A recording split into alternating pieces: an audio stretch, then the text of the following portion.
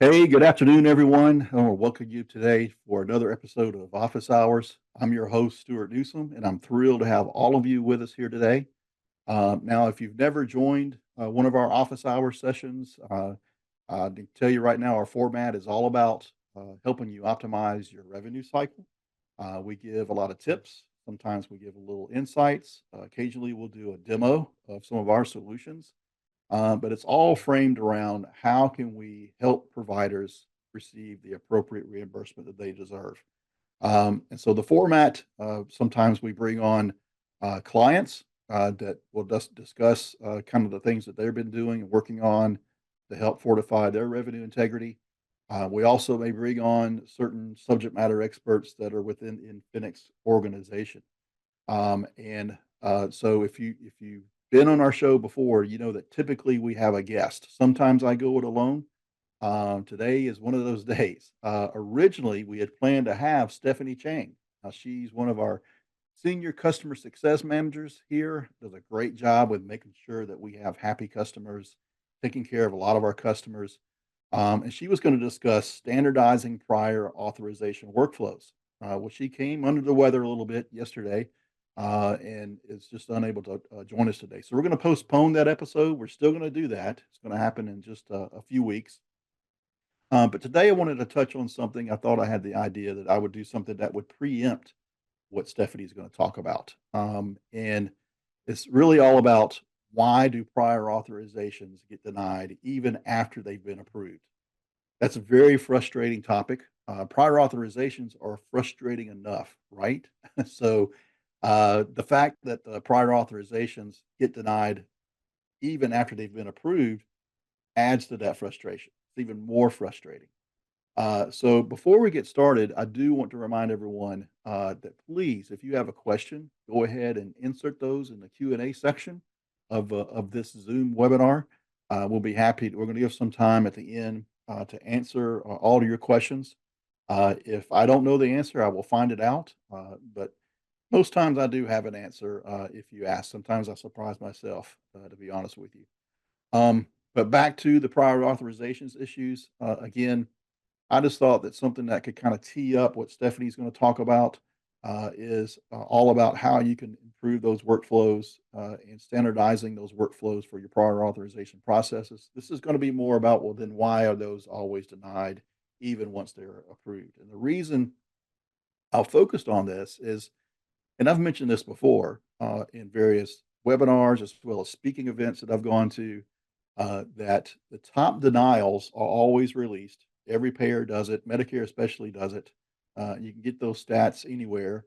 And we're finding with prospects that it kind of mirrors what the national averages are. But the number one denial always seems to be prior authorizations or denials due to prior authorizations. In fact, the last couple of years, it's been 50% of the denials. So not only is it the top denial, it's almost half of the reasons that claims are denied. And to me, that's just crazy, especially if it's been approved, right? And you should have no problem getting paid. Now, if you didn't get a prior authorization and you get a denial code due to lack of prior authorization, then shame on you, shame on us, right? Because there are things in place, there are parameters in place. As frustrating as it is, and again, that's something Stephanie's going to touch on in a few weeks on how to mitigate that. It's still something out there that's all about cost management. Um, I think it's a good idea, or at least the mindset around prior authorizations is a good idea. Trying to control cost management, making sure that this is going to be a covered service, understanding what the patient's responsibility is ahead of time. All of these are factors that it's really good to know up front. And as long as you know them up front, then as long as you get paid in the end, then absolutely no problem, easy peasy. But I can tell you that, and I've also stated this before. I believe it's in an episode that we did about a month ago, where I did that episode alone. We discussed how $10.6 billion in denied claims, and what was the result of that, and how that was being recouped. They were going back and recouping the money from that. And from that, we discussed how just for whatever reason, most payers will deny on average 15% of claims. And the main reason, because they can, because they want to. It's just something they do. I know they give you these CARCs and these RARCs and these reason codes, and there's a whole other process that we can talk for another hour on about how you can utilize those CARCs and RARCs and get to the root causes and be sure you mitigate those denials. But considering the fact that they just deny claims anyway, just because they can, um, is really kind of absurd. I think everyone would agree with that. But another reason why payers may deny for no particular reason that doesn't make any sense is there's a lot of misinformation within the payers themselves. I think there's a lot of assumptions that the payers have it all together. They have all these rules and guidelines in place, and there's a lot of sharing of information going on within the payer organization. Like I said, that's not the case. Many of you may be nodding your heads right now, and you've had a lot of experience speaking with payers in the past and understand this full blown. We just actually spoke with a prospect just this week that was frustrated with this. So there's a lot of discontinuity within the payer organization where the left hand doesn't know what the right hand's doing. For instance, this particular scenario with this prospect is that she knew what was covered, what covered procedures were, but she also would call in through those manual processes, dealing with phone calls and trying to connect to get the prior authorization done. As we all know, it's a very laborious process. And even though she knew that there was covered services for what she was trying to submit it for, she still would go through the process to make sure she got that prior authorization. And so she had a list of what was covered services, and they were agreeing. So, yeah, you're granted prior authorization. This is approved. And then when she turned around, she got the denial, and the denial would actually indicate to her that no, this is an experimental procedure. Okay. So after a few times of this going on, she finally got someone on the phone and said, "Okay, do you understand that you've just agreed that this is a covered service? I'm looking at your policy that this is a covered service, but do you realize that you're going to deny it as experimental?" And the person on the phone had indicated to her, says, "No, this is approved." The person on the phone had no idea that this was on the back end. So there were instances where there was two different entities within the same payer that were functioning like this. And it's kind of like a practice. And we'll get to this at the end a little bit, but sometimes there's silos within practices where certain departments won't communicate with each other. Well, it's the same thing with payers. They're siloed. Everyone has a certain job to do. They put their head down and they do that job without looking up and seeing exactly what the considerations are around them. So with that in mind, there are a lot of disparities with discontinuity with the payers and the fact that they just flat out deny claims again because they can. And again, on average, that's about 15%. Now, I will say there are some legitimate reasons that this is happening. So we'll dive into some of those reasons behind that statistic of why it's 50% of denials are based on prior authorizations. But the first reason has to do with change in patient's coverage. Now, that's just a nemesis that practices forget to check. They take for granted that the patient came in to see the physician. They ordered these tests, or they ordered these procedures, or this surgery was scheduled, or whatever it is. They go ahead and apply and get the prior authorization. It gets approved, and then the patient comes back in to get admitted to for the surgery, or maybe it's an outpatient type of a deal, or maybe it's just a test. And then the insurance has changed for whatever reason. The patient may have switched jobs, either willingly or unwillingly. You know, people get fired. And so, unless they're on that Cobra plan, which can be very expensive for them, then their insurance may have changed. Then their plan details may have changed. So the new insurer may not honor that previous prior authorization. In fact, I know they're not going to honor that. So this can be a significant issue leading to unexpected denials. So changes in insurance coverage are a very frequent cause of denials as each insurer has different criteria and coverage policies. Now, obviously, the way to remedy that is not only to ask them if they've had to change insurance, because obviously you can do that. Many practice, just about every practice does that. That's routine. But are they really telling you that they've changed insurance? That's where insurance discovery comes in. That's where you need to run that eligibility and make sure that you have that coverage. that they are insured or that they are a beneficiary of that insurance policy. And what does their plan details? What is their copay? What is their co-share? What are all those details that need to know? And don't take for granted that it's the same insurance for when they come in again.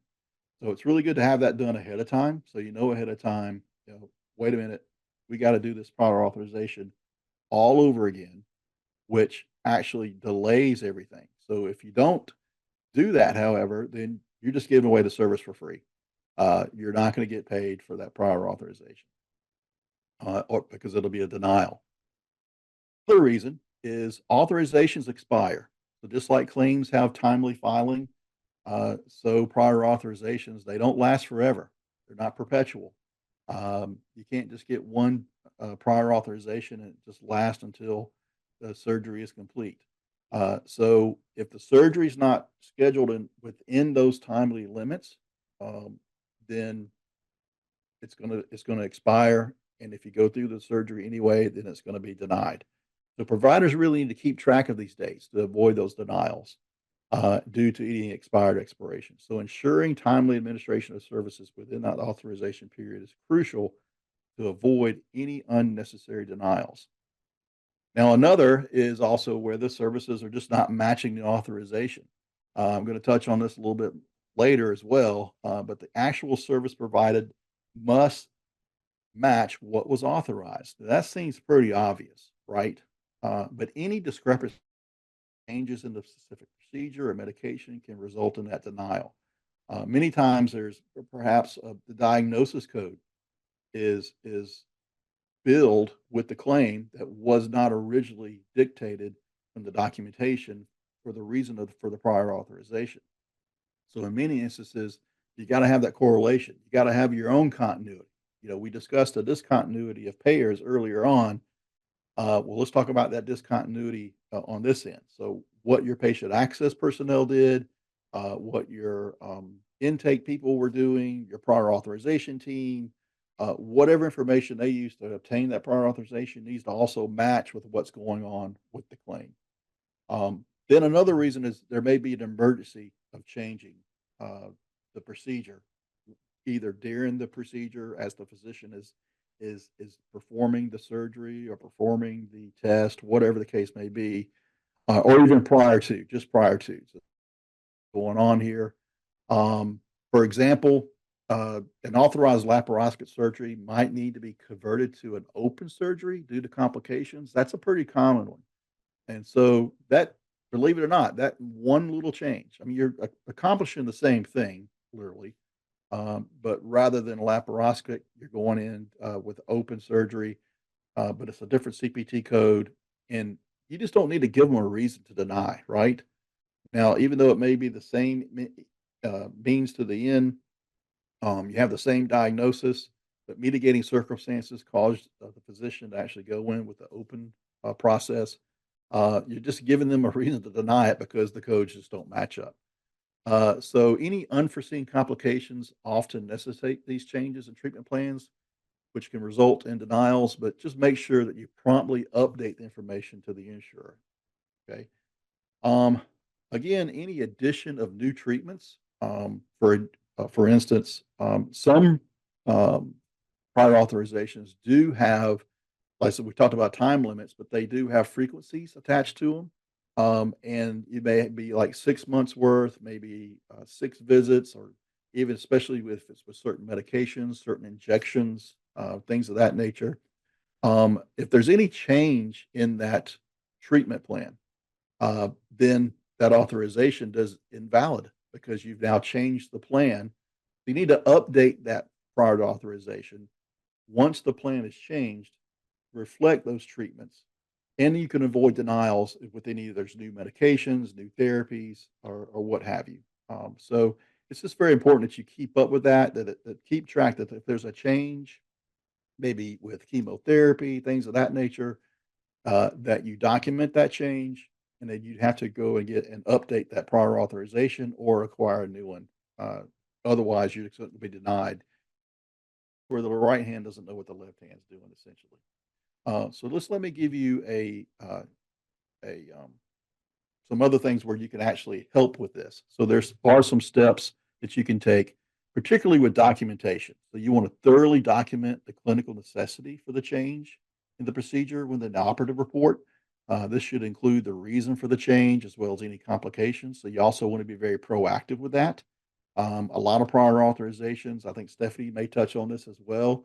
If you already understand that typically these prior auths, if you do them over and over and over again, you become accustomed to what they're looking for. If they typically ask for clinical documentation, to go ahead and supply that clinical documentation. But if there's any change in the procedure or any change in the treatment plan, go ahead and document that and be proactive to send that in because you really need clinical justification. It all comes down to medical necessity, just like anything else does. So you want to include clear, detailed notes on why the could not be completed and why the new procedure was necessary. And you also want to code appropriately. You want to use the correct CPT codes, use the correct diagnosis code, and then modifiers come into play. You can use modifier 22, which is increased procedural services. There's also a modifier 58, stage or related procedure or service by the same physician during the same postoperative period. There are certain modifiers that you want to use, and you want to use those appropriately. All right. So now I do want to give you a scenario or just an example of how this would actually go down. So just consider the fact that a patient is scheduled for a laparoscopic colostomy. All right. So during the procedure, or I should say a cholecystectomy. So during the procedure, the surgeon encounters some unexpected complications such as a severe adhesions that necessitates converting the surgery to an open cholecystectomy, right? So some of the coding steps you need to do is first of all, absolutely necessity. You need to take a look at the operative report and it should detail the reasons for the conversion, such as the presence of severe adhesions and the risk to patient safety.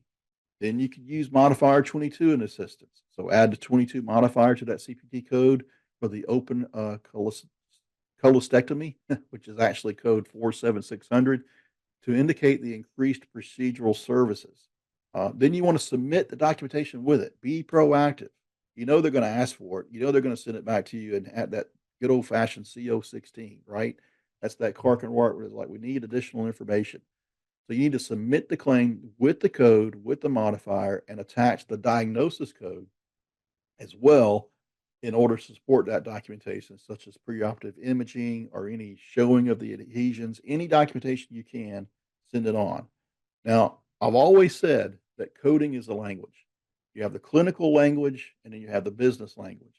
The language that the that what happened at the encounter, what happened, what were the circumstances, it's all in the coding. So obviously you may use the same diagnosis code as to why you had to make this change, but you may have additional diagnosis codes as well. Like you may want to code those adhesions. So many times people forget that when they're submitting the claim, they're still sticking with that original diagnosis. So it's really the small details that matter. And so you just need to take a look at the documentation and code appropriately. If you don't, then you're telling the payer a totally different story of actually what happened. Now, also, what can happen here with denials is the failure to complete required pre-treatment. And this is all on the patient, particularly. These next two are on the patient, particularly. So, insurance will often require patients to try a less expensive alternative before approving a more costly treatment. So, if a patient skips any of these steps or skips any required physical therapy before surgery, then the claim for a more invasive procedure can be denied. So insurances commonly mandate step therapy, so to speak, where patients must try and fill cheaper options first. So it's all about that cost management, like I talked about before. So any non-compliance with these steps can lead to denials. And also for non-compliance with pre-procedure testing. And we all know if there's, especially if it's a major surgery, there's a lot of prerequisites that need to go into that. So for certain surgeries, these pre-procedure tests and treatments are mandatory. If these aren't completed and the patient just doesn't get them done, the prior authorization could be rendered void. All right. For example, a knee replacement might be denied if the patient didn't complete the prescribed physical therapy sessions beforehand. So And according, I got this from an article in Medical Economics. According to them, ensuring that all pre-procedure requirements are met is crucial to prevent denial. And then lastly, there's all these administrative and technical errors, right? And this kind of gets into the nitty gritty of the coding and the documentation I've been saying so far. But I can't stress this enough, and everybody knows this. Anybody in healthcare has heard this saying: if it's not documented, it didn't happen. Many times that they think that applies to E&M coding, but it also applies to obviously surgery and operative reports. Again, the documentation substantiates what is coded, and the coding also details what happened in the documentation, and all of it should reflect what actually occurred during the office visit, during the procedure, whatever's going on in it. All right. So incorrect billing codes or missing patient information are common reasons for denials. It's always been one of the top five. Incorrect billing or missing patient information in documentation. So accurate documentation and double checking denials can prevent these issues. And this emphasizes the importance of accurate and thorough documentation to prevent administrative denials. Talk about policy changes. Okay. How often do the policy changes for you guys? I've seen them change on a monthly basis. I've seen some policies that don't change at all and probably should change. But there's always new procedure, new techniques, there's certain modifications, new CPT codes come out. Every time the CPT's codes change, there's some are deleted, some are brought on brand new. Certain diagnosis codes change. They got to go back and look at all those policies and change those policies, and they don't do them all at once. They change gradually. I can remember when COVID hit back, 4 years ago. There was all these policy changes that were occurring fast and furious regarding vaccines, regarding even the codes for COVID, even diagnosis codes. And so, but they didn't happen overnight. So many times the insurance companies couldn't keep up with that. But then when they finally did catch up, guess what? The claims got denied that they and so the same thing happens with prior authorizations. You may get a prior authorization that is good and it's approved, but because the policy didn't change in cadence with the actual timing of that prior authorization, the time the service is rendered, they're going to deny that claim. Now, I know that's not fair. To me, I think the right thing to do is, well, we approved this before the policy was changed, so therefore you can proceed with the procedure. We'll pay your claim. But again, giving them any reason to deny a claim, they're going to take it. They're going to take it. So you just need to make sure that you're checking those policies. And if the policy changes, you need to go back and kind of reflect with that prior authorization, update that prior authorization accordingly. Now, another big factor here on how you can mitigate this is be sure that you have some connectivity in meetings and updates. I always say that it takes everyone rowing in the same direction. You're in the boat and everyone's paddling because it's the same boat. Everyone's in that boat. So you have to always get along. You have to always share data, share information. The more information you share across departments, breaking down these silos, the more successful you're going to be. And in this particular instance, when your denials management team on the back end, they're maybe managing the AR and denials management as well.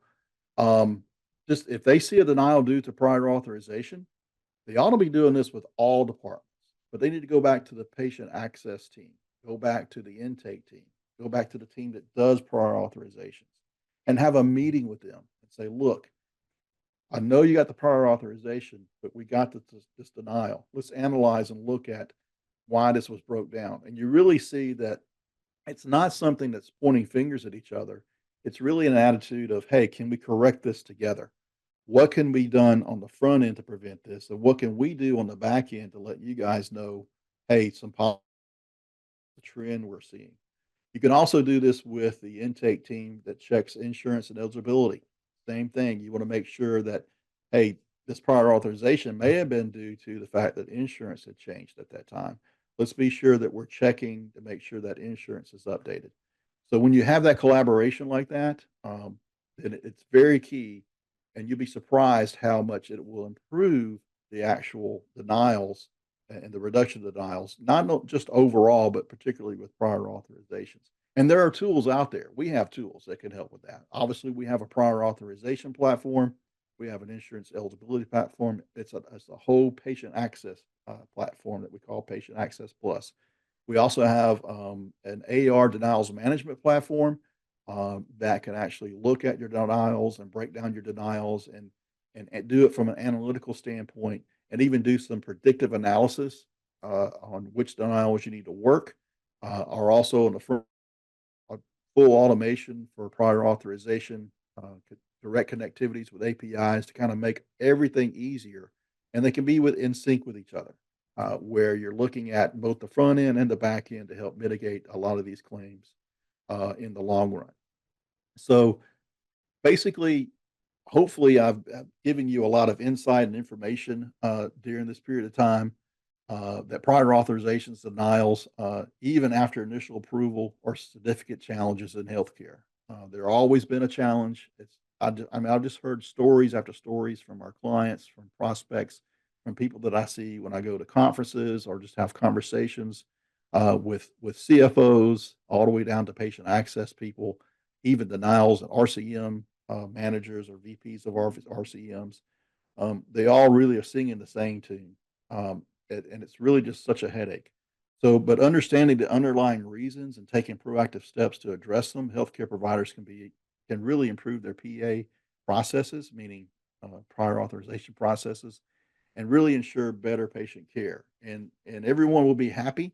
That's what we're looking for. We want everyone to be happy in the healthcare world, but you just have to do it together. And so, with that, I'd like to turn it over for any questions that anybody may have uh, out there.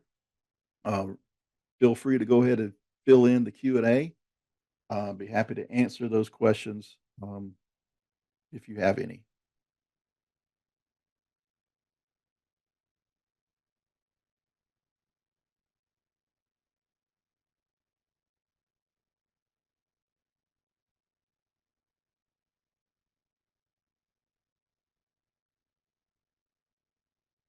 It doesn't appear that we have any questions coming in at the moment.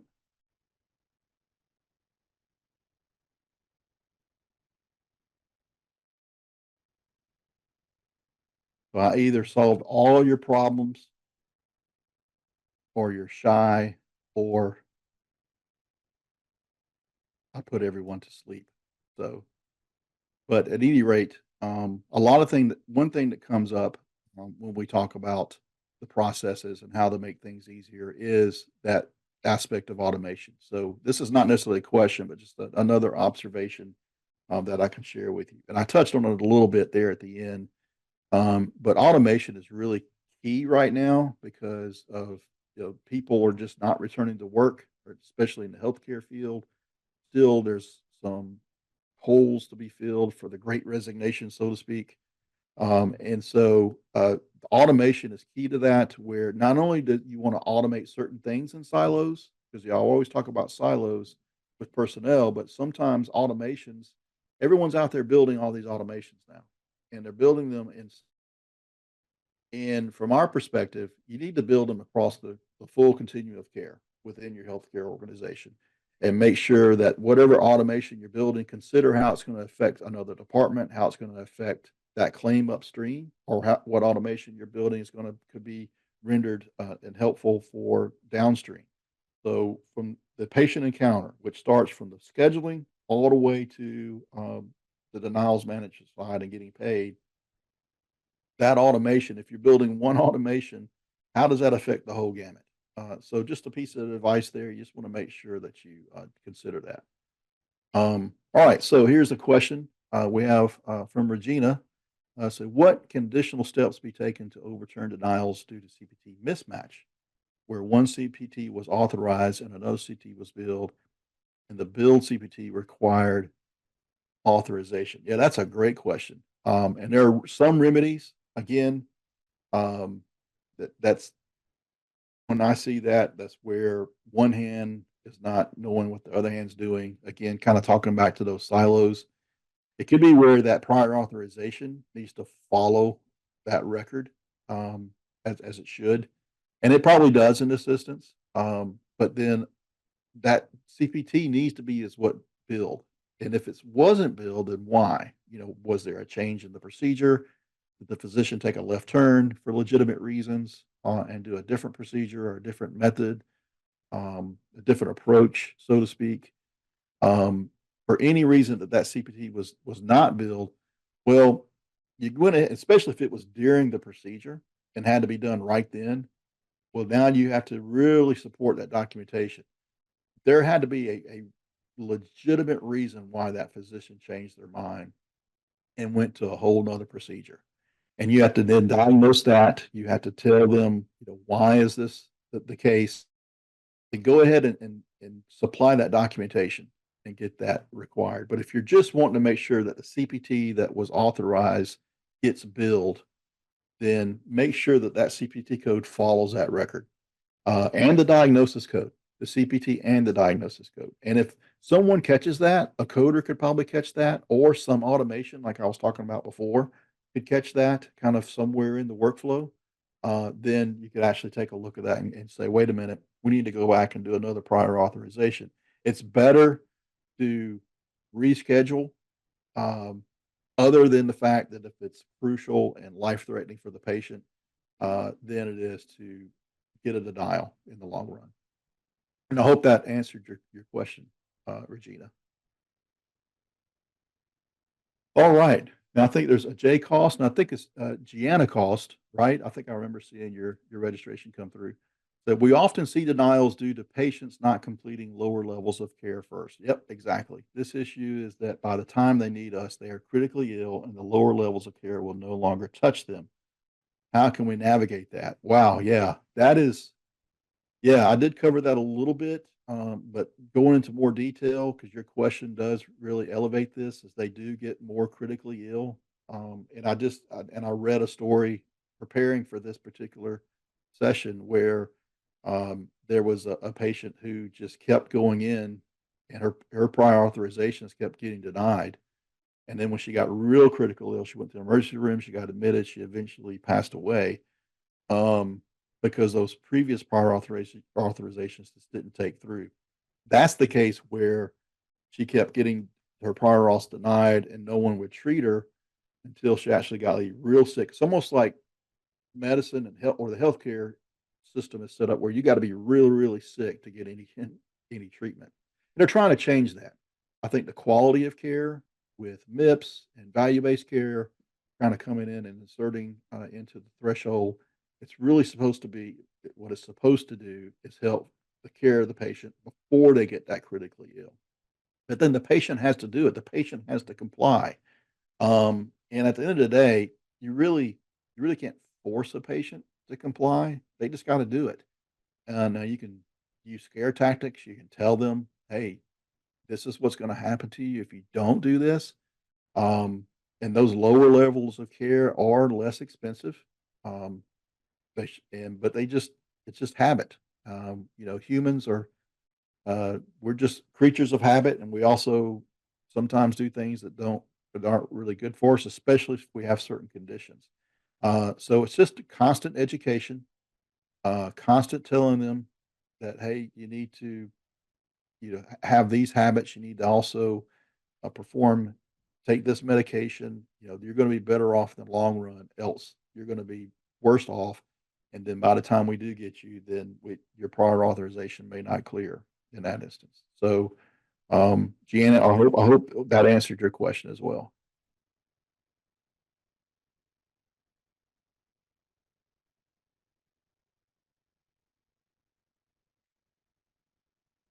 And I believe that might be all the questions that I see coming through.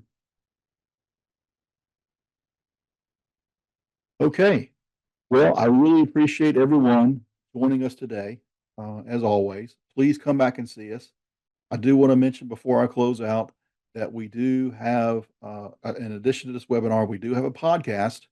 It's called Revenue Cycle Optimized that you can listen to. It's basically where we will refurbish this our office hours sessions, and they get promoted to our podcast typically about a week later. We just got syndicated with Healthcare Now Radio. So subscribe to Healthcare Now Radio and you can hear us there as well. And we have a lot of content out there. based on not only prior authorization and denials, but also on coding, tips on from anything from pharmaceutical, dental, you name it. There's just a ton of content that we've covered over the last several years that you can find in the medium of podcast as well as on our website with our webinars. So happy to have all you join us. It looks like there is one more comment. Can you share the link to your podcast? Yeah, let me see if I can find out real quick.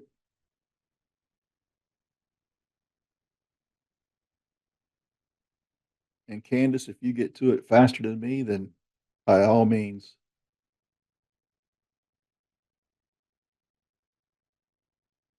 And yep, here we go. I'm going to paste it into the chat.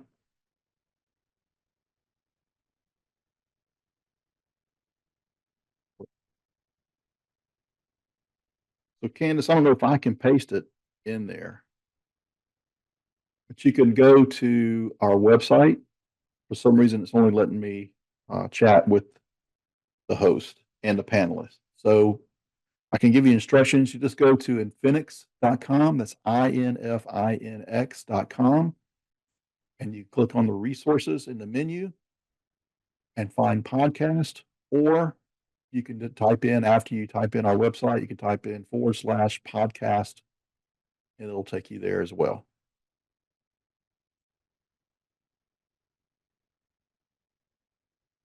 There you go. Thank you, Aaron. You dropped it in the Q&A.